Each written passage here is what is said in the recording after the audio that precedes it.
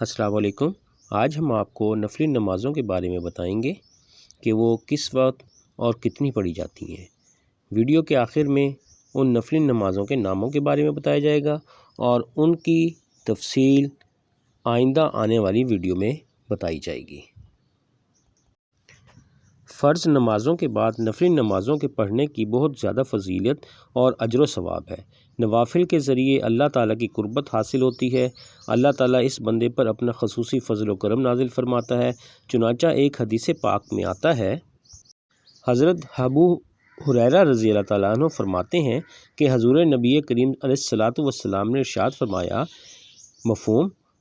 کہ اللہ تعالیٰ فرماتا ہے کہ میرا بندہ اپنے جن اعمال سے میرا قرب حاصل کرتا ہے، ان میں سب سے زیادہ محبوب مجھ کو وہ اعمال ہیں جن کو میں نے اس پر فرض کیا ہے، اور میرا بندہ برابر نفلوں کے ذریعے مجھ سے قرب حاصل کرتا رہتا ہے، یہاں تک کہ وہ میرا محبوب بن جاتا ہے، اور جب میرا محبوب بن جاتا ہے تو میں اس کا کان بن جاتا ہوں جس سے وہ سنتا ہے، اور اس کی آنکھ بن جاتا ہوں جس سے وہ دیکھتا ہے، اور میں اس کا ہاتھ بن جاتا ہوں جس سے وہ پکڑتا ہے، اور میں اس کا پاؤں بن جاتا ہوں جس سے وہ چلتا ہے۔ بلا شبہ نماز کے ذریعے سے اللہ تعالیٰ کی قربت حاصل ہوتی ہے۔ حضرت ابو ذر غفاری رضی اللہ تعالیٰ عنہ فرماتے ہیں کہ حضور نبی کریم علیہ الصلاۃ والسلام نے فرمایا کہ اللہ تعالیٰ نے ارشاد فرمایا ہے، جو شخص مجھ سے بالشت بھر قریب ہوتا ہے میں اس سے ایک ہاتھ قریب ہوتا ہوں، اور جو میری طرف ایک ہاتھ بڑھاتا ہے میں اس کی طرف دو ہاتھ بڑھاتا ہوں، اور جو میرے پاس پیدل چل کر آتا ہے تو میں اس کی طرف دوڑ کر آتا ہوں۔ حضور نبی کریم علیہ الصلاۃ والسلام نے فرض نمازوں کے ساتھ ساتھ رات اور دن کے مختلف اوقات میں نفلی نمازوں کی ادائیگی فرمائی ہے۔ آپ صلی اللہ علیہ وآلہ وسلم کثرت سے نوافل کی ادائیگی فرماتے تھے۔ اکثر نفلی نمازیں تو آپ صلی اللہ علیہ وآلہ وسلم باقاعدگی سے پڑھا کرتے تھے، اور خصوصیت کے ساتھ نوافل کی فضیلت بیان کرتے ہوئے صحابہ کرام رضی اللہ تعالیٰ عنہم اور اپنے اہل بیت اطہار رضی اللہ تعالیٰ عنہم کو بھی نوافل ادا کرنے کی ترغیب دیا کرتے تھے۔ ایک حدیث پاک میں ہے، ام المومنین حضرت ام حبیبہ رضی اللہ تعالیٰ عنہما سے مروی ہے کہ حضور نبی کریم علیہ الصلاۃ والسلام نے ارشاد فرمایا ہے کہ جو مسلمان اللہ تعالیٰ کے لیے ہر روز فرض نماز کے علاوہ تطوع نفل کی 12 رکعتیں پڑھے، اللہ تعالیٰ اس کے لیے جنت میں ایک مکان بنائے گا، 4 ظہر سے پہلے اور 2 ظہر کے بعد، اور 2 مغرب اور 2 عشاء کے بعد، اور 2 نماز فجر سے قبل۔ اس حدیث پاک سے معلوم ہوتا ہے کہ حضور صلی اللہ علیہ وآلہ وسلم نے فرض نمازوں کے علاوہ جن نوافل کی پابندی فرمائی وہ ہمارے لیے سنت مطہرہ میں، اور حضور صلی اللہ علیہ وآلہ وسلم کی سنت مطہرہ پر عمل کرنا ہی دنیا اور دین میں بھلائی اور بہتری کا باعث ہے۔ حضرت انس رضی اللہ تعالیٰ عنہ فرماتے ہیں کہ حضور نبی کریم صلی اللہ علیہ وآلہ وسلم نے ارشاد فرمایا، جس نے میری سنت سے محبت کی تو بلا شبہ اس نے مجھ سے محبت کی، اور جس نے مجھ سے محبت کی وہ جنت میں میرے ساتھ رہے گا۔ حضرت عائشہ صدیقہ رضی اللہ تعالیٰ عنہما سے مروی ہے کہ حضور نبی کریم علیہ الصلاۃ والسلام نے فرمایا، فجر کی 2 رکعتیں دنیا و مافیہ سے بہتر ہیں۔ ایک اور حدیث پاک میں حضرت عائشہ صدیقہ رضی اللہ تعالیٰ عنہما نے فرماتی ہیں کہ حضور نبی کریم علیہ الصلاۃ والسلام ان کی فجر کی 2 رکعت جتنی محافظت فرماتے کسی اور نفل نماز کی نہیں کرتے۔ حضرت عبداللہ بن عمر رضی اللہ تعالیٰ عنہ سے مروی ہے کہ ایک شخص نے عرض کی کہ یا رسول اللہ صلی اللہ علیہ وآلہ وسلم، کوئی ایسا عمل ارشاد فرمائیے کہ اللہ تعالیٰ مجھے اس سے نفع دے۔ تو آپ صلی اللہ علیہ وآلہ وسلم نے ارشاد فرمایا کہ فجر کی دونوں رکعتوں کو لازم کر لو، ان میں بڑی فضیلت ہے۔ حضرت ابو ہریرہ رضی اللہ تعالیٰ عنہ سے روایت ہے کہ حضور نبی کریم علیہ الصلاۃ والسلام نے ارشاد فرمایا کہ فجر کی سنتیں نہ چھوڑو اگرچہ تم پر دشمنوں کے گھوڑے آ پڑیں۔ حضرت عبداللہ بن صائب رضی اللہ تعالیٰ عنہ سے روایت ہے کہ حضور نبی کریم علیہ الصلاۃ والسلام سورج ڈھلنے کے بعد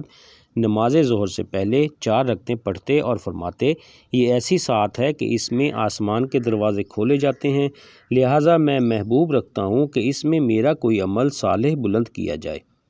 ام المومنین حضرت ام حبیبہ رضی اللہ تعالیٰ عنہ سے روایت ہے کہ حضور نبی کریم علیہ الصلاۃ والسلام نے فرمایا کہ جو شخص ظہر سے پہلے 4 اور بعد میں 4 رکعتوں پر محافظت کرے اللہ تعالیٰ اس پر آگ حرام فرما دے گا۔ حضرت ابو ایوب انصاری رضی اللہ تعالیٰ عنہ سے روایت ہے کہ حضور نبی کریم علیہ الصلاۃ والسلام نے ارشاد فرمایا کہ ظہر سے پہلے 4 رکعتیں جن کے درمیان سلام نہ پھیرا جائے ان کے لیے آسمان کے دروازے کھولے جاتے ہیں۔ حضرت صوبان رضی اللہ تعالیٰ عنہ سے روایت ہے کہ حضور صلی اللہ علیہ وآلہ وسلم دوپہر کے بعد 4 رکعت پڑھنے کو محبوب رکھتے۔ حضرت عائشہ صدیقہ رضی اللہ تعالیٰ عنہما نے عرض کی یا رسول اللہ صلی اللہ علیہ وآلہ وسلم میں دیکھتی ہوں کہ حضور اس وقت میں نماز محبوب رکھتے ہیں۔ ارشاد فرمایا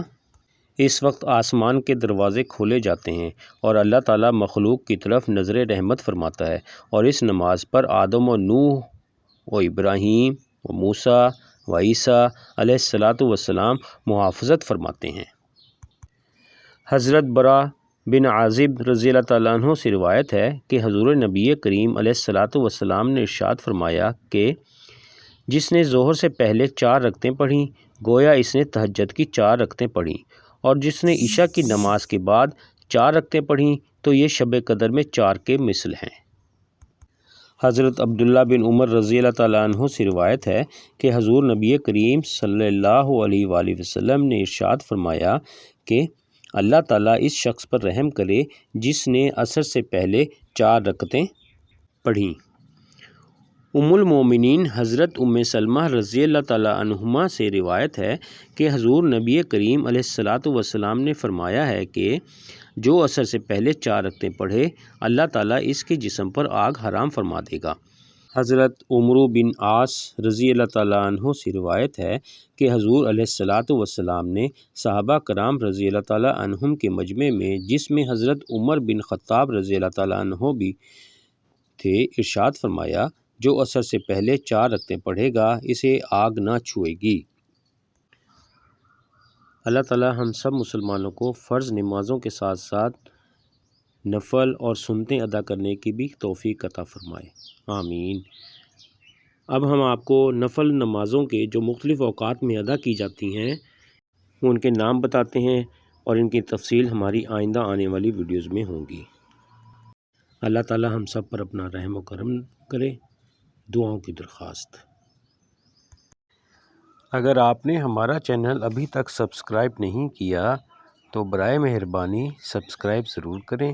تاکہ ہماری آئندہ آنے والی ویڈیوز آپ کو فوراً مل سکے۔ لائک بھی کیجئے، شیئر بھی کیجئے، دعاؤں کی درخواست۔